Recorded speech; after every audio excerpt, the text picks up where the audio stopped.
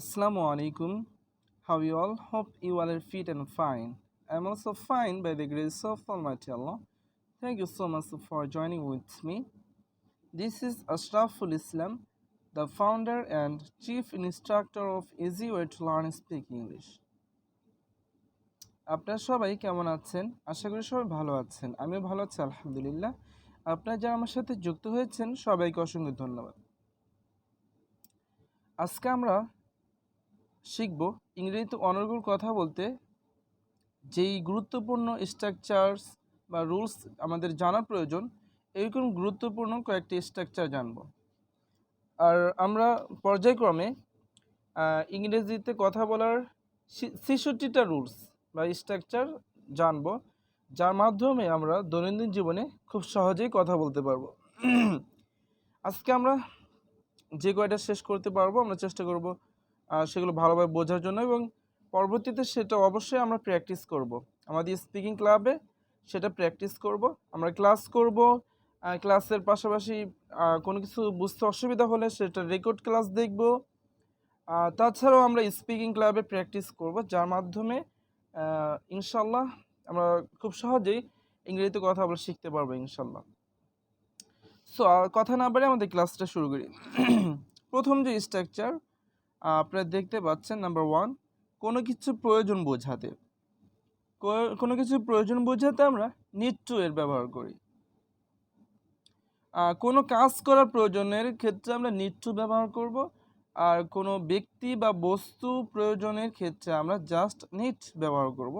যেরকম আমি যদি বলতে চাই আমার একটা কলম প্রয়োজন বা দরকার, সেক্ষেত্রে আমি বলবো আই নিড আ পেন। আমার একটা গাড়ি দরকার, আই নিড আ কার। আমার একটা কম্পিউটার দরকার, I need a computer.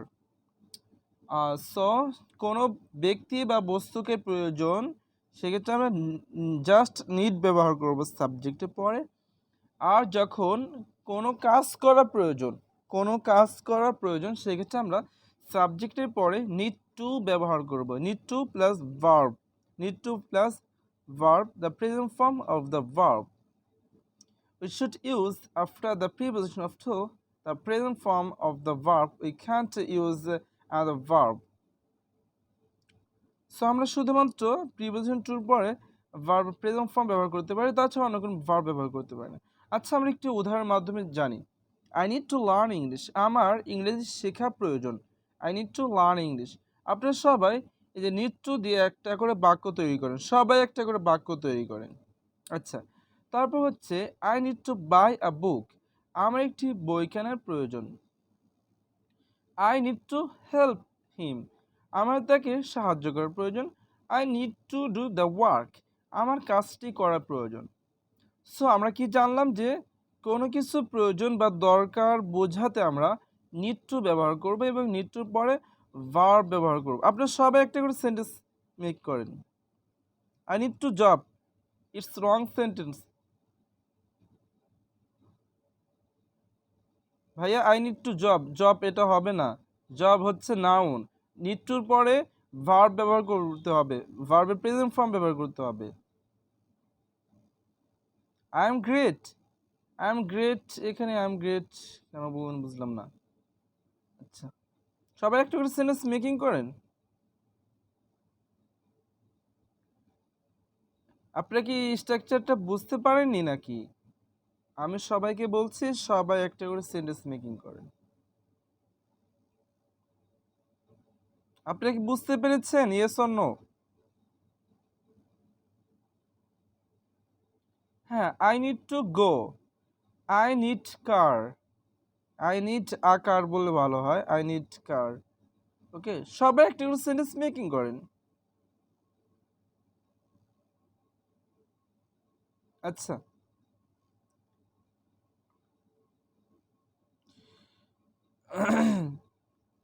I need to play. Yeah, right. I need to go. Mehrun আপু, আপনি কিন্তু সেন্টেন্স মেকিং করছেন না কেন, বুঝতে পারছি না। আচ্ছা, আমরা নাম্বার 2 আর রুলস নাম্বার 2 দেখি কি আছে। এটা হচ্ছে কোনো কিছু করতে সমস্যা হচ্ছে। আমার কোনো কিছু করতে সমস্যা হচ্ছে, সেক্ষেত্রে আমরা বলি না যে তার কথা বুঝতে আমার অসুবিধা হচ্ছে, এই গানটা ডাউনলোড দিতে অসুবিধা হচ্ছে, আম, তার সাথে কথা বলতে আমার অসুবিধা হচ্ছে। হুম তারপর এই প্রশ্নগুলোর উত্তর দিতে সমস্যা হচ্ছে, আম, বাংলায় কথা ইংরেজিতে কথা বলতে সমস্যা হচ্ছে। সো কোনো কিছু করতে সমস্যা হচ্ছে, এই কথাটা আমরা কিভাবে প্রকাশ করব? আমরা যদি বলতে চাই কোনো কিছু করতে সমস্যা হচ্ছে, সেক্ষেত্রে আমরা I am having a hard time plus ভার্বের সাথে আইন যুক্ত। I am having a hard time, I am having a hard time plus ভার্বের সাথে আইনজি যুক্ত করলেই এই সেন্টেন্সটা হয়ে যাবে। For example, I am having a hard time understanding my friends. আমার বন্ধুদের বুঝতে আমার সমস্যা হচ্ছে। I am having a hard time understanding my friends. আমার বন্ধুদের বুঝতে আমার সমস্যা হচ্ছে। Number 2, I am having a hard time downloading songs. আমার গানগুলি ডাউনলোড করতে সমস্যা হচ্ছে। I am having a hard time downloading songs. আমার গানগুলি ডাউনলোড করতে সমস্যা হচ্ছে। Number 3, I am having a hard time answering your questions. তোমার প্রশ্নগুলো উত্তর দিতে আমার সমস্যা হচ্ছে। I am having a hard time answering your question. আচ্ছা, similarly or you can say in this way, I'm having a hard time understanding the rules. I'm having a hard time understanding the rules. I'm having a hard time browsing the internet. I'm having a hard time browsing internet. আপনারা সবাই একটা করে sentence making করেন। এটা হচ্ছে কোনো কিছু করতে সমস্যা হচ্ছে। এখানে I am having a hard time প্রথমে বলবেন, তারপরে ভার্বের সাথে আইএনজি যুক্ত করতে হবে। আপনি যেই ভার্ব ব্যবহার করবেন সেই ভার্বের সাথে কি করতে হবে? আইএনজি যুক্ত করতে হবে। আমরা যদি বলতে চাই তার বই পড়তে সমস্যা হচ্ছে, তাহলে কি হবে? He is having a hard time reading the book, মানে তার বইটা পড়তে সমস্যা হচ্ছে। এখানে সাবজেক্ট কিন্তু আপনার পরিবর্তন করবেন, পরিবর্তন করে করে প্র্যাকটিস করবেন। সবাই একটা করে সেন্টেন্স মেকিং করেন। যদি বুঝে থাকেন তাহলে একটা করে সেন্টেন্স মেকিং করেন। কই কেউ কিছু লিখছেন না কেন? আপনাদের কি বুঝতে অসুবিধা হচ্ছে? Yes or no?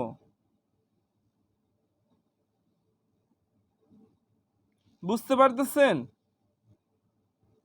আচ্ছা, আমার কথা কি শুনতে পাচ্ছেন সবাই? আচ্ছা ঠিক আছে, এখন আমি দেখবো আপনারা কে কি লিখেছেন।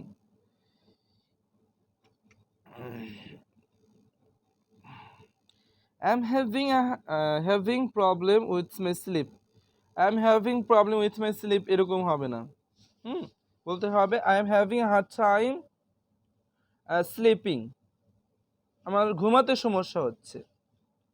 I'm having a problem, এটা হলো না। I'm hard time, কি হলো? Sorry, tense. I'm having a hard time the working. না, এরকম হবে না। The working দিচ্ছেন কেন? Time playing, you are right. দেখেন বিষয়টা একটু বোঝার চেষ্টা করেন। I am having a hard time পরে হচ্ছে ভার্বের সাথে আইএনজি যুক্ত করতে হবে। হ্যাভিং এ হার্ড টাইম পরে হচ্ছে ভার্বের সাথে আইএনজি যুক্ত করতে হবে। Hard time listening, you are right. একটু বোঝার চেষ্টা করুন। I am having a hard time understanding my family. Understand না, আন্ডারস্ট্যান্ডিং হবে, আইএনজি যুক্ত হবে। I am having a hard time going, yeah you right. আচ্ছা, তারপরে দেখুন আমরা দেখি নেক্সট স্ট্রাকচার কি আছে।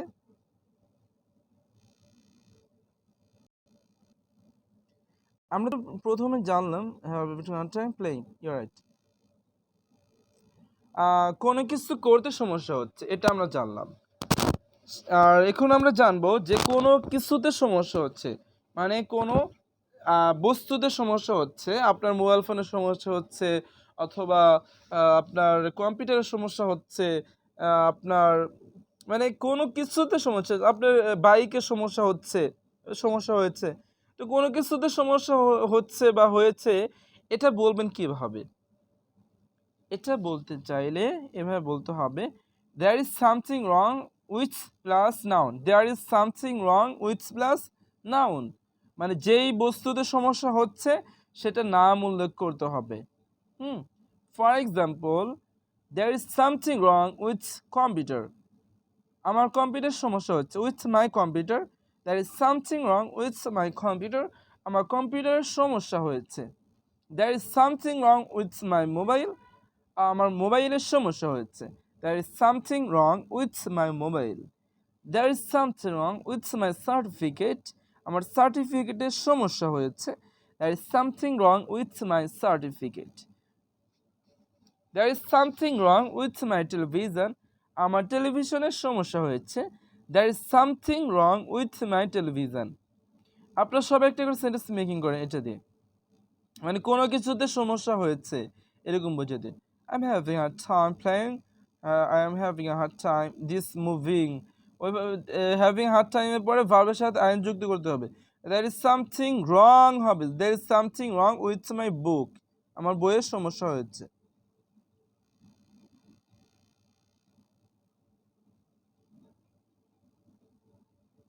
হ্যাঁ, সবাই একটা সেন্টেন্স মেকিং করেন, মানে কোনো কিছুতে সমস্যা হচ্ছে সেক্ষেত্রে there is something wrong with plus noun. যেই বস্তুতে সমস্যা হচ্ছে সেই বস্তুর নামটা উল্লেখ করবেন। There is something wrong with my mobile phone, you are right. There is something wrong with my pen. Yeah, আচ্ছা, এখন হচ্ছে আমরা কোনো কিছু করার সিদ্ধান্ত নিয়েছি, কোনো কিছুর সিদ্ধান্ত নিয়েছি, এই কথাটা আমরা কিভাবে বলবো? আমরা যদি বলতে চাই যে আমি ইংরেজি শেখার সিদ্ধান্ত নিয়েছি, বা আমি নিজেকে পরিবর্তন করার সিদ্ধান্ত নিয়েছি, আমি কঠোর পরিশ্রম করার সিদ্ধান্ত নিয়েছি, আমি নিয়মিত অনুশীলন করার সিদ্ধান্ত নিয়েছি, সো কোনো কিছুর সিদ্ধান্ত নিয়েছি, এ কথা বলতে চাইলে এটা স্ট্রাকচার হচ্ছে have decided to plus verb. হ্যাঁ, subject plus have decided to plus verb. I have decided to plus verb. For example, I have decided to learn English. আমি ইংরেজি শেখার সিদ্ধান্ত নিয়েছি। I have decided to learn English. আমি ইংরেজি শেখার সিদ্ধান্ত নিয়েছি। I have decided to change myself. আমি নিজেকে পরিবর্তন করার সিদ্ধান্ত নিয়েছি। I have decided to change myself. আমি নিজেকে পরিবর্তন করার সিদ্ধান্ত নিয়েছি। সবাই একটা করে সেন্টেন্স মেকিং করেন, আমি আপনাদের সেন্টেন্সগুলো পড়ব। I have decided to work hard. আমি কঠোর কাজ করার সিদ্ধান্ত নিয়েছি। I have decided to work hard. আমি কঠোর কাজ করার সিদ্ধান্ত নিয়েছি। I have decided to help the poor. আমি গরিবদেরকে সাহায্য করার সিদ্ধান্ত নিয়েছি। I have decided to help the poor. I have decided to change my bad habits. আমি আমার খারাপ অভ্যাসগুলি পরিবর্তন করার সিদ্ধান্ত নিয়েছি। I have decided to change my bad habits. Number 5, এটা হচ্ছে আমি কোনো কিছু, এখন আমরা জানবো আমরা কিভাবে বলবো যে আমি কোনো কিছু করার চেষ্টা করিতেছি।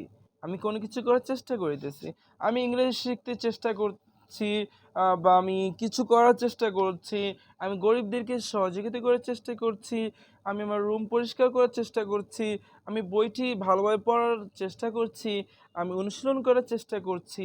সো আমি কোনো কিছু করার চেষ্টা করিতেছি বা করছি, এটা বোঝাতে আমরা সাবজেক্টের পরে auxiliary verb plus trying to plus verb.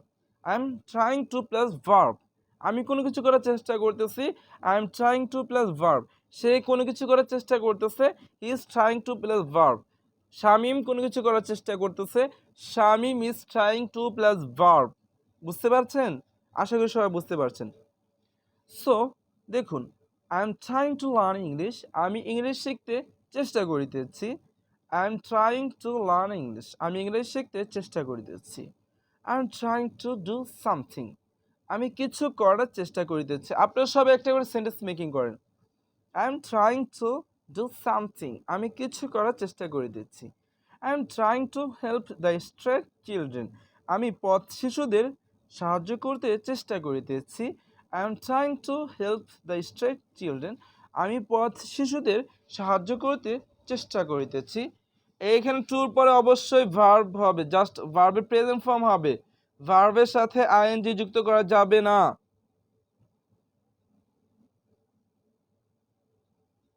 I am trying to Arabic হবে না, I am trying to learn Arabic হবে। এখানে টুর পরে ভার্ব ব্যবহার করতে হবে, অন্য কোনো কিছু ব্যবহার করা যাবে না। নাউন, অ্যাডজেক্টিভ, অ্যাডভার্ব কোনো কিছুই ব্যবহার করা যাবে না। টুর প্লাস ভার্ব হবে। I am trying to clean my room. আমি আমার ঘর পরিষ্কার করার চেষ্টা করিতেছি। I am trying to clean my room. I am trying to motivate him. আমি তাকে অনুপ্রাণিত করার চেষ্টা করিতেছি। I am trying to motivate him. আমি তাকে অনুপ্রাণিত করার চেষ্টা করিতেছি। আচ্ছা, এখন আমি দেখব আপনাকে কি সেন্টেন্স লিখেছি।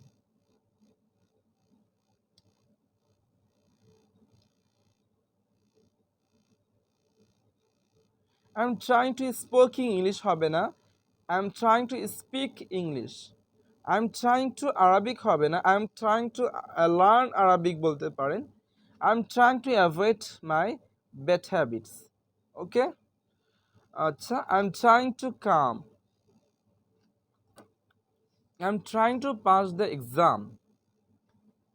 I am trying to help the poor people. I am trying to play. Right. So আপনারা খুব অল্প মানুষ জয়েন করেছেন, এই জন্য আজকে অতিরিক্ত রুলস বাড়াবো না। আমরা 5টা শিখেছি, 5টাই আমরা প্র্যাকটিস করবো। এখন কিছুক্ষণ প্র্যাকটিস করব, তারপর আমাদের ক্লাসটা শেষ করব। সো আপনারা সাথেই থাকবেন।